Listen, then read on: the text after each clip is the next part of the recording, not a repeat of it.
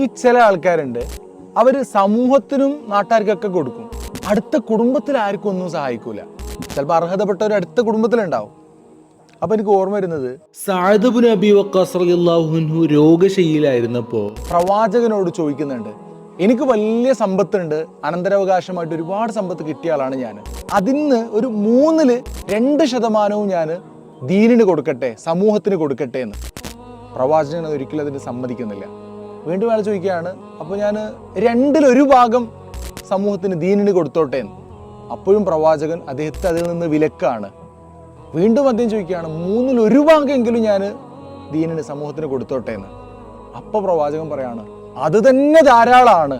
കാരണം നീ നിന്റെ കുടുംബത്തിനെ ദരിദ്രരാക്കി പിരിയുന്നതിനേക്കാൾ നല്ലത് നിന്റെ കുടുംബത്തെ സമ്പന്നരാക്കി പിരിയുന്നതാണെന്ന്. എന്നിട്ട് പ്രവാചകൻ പറയാണ്, നീ നിന്റെ കുടുംബത്തിന് എത്രത്തോളം ചെലവഴിക്കുന്നോ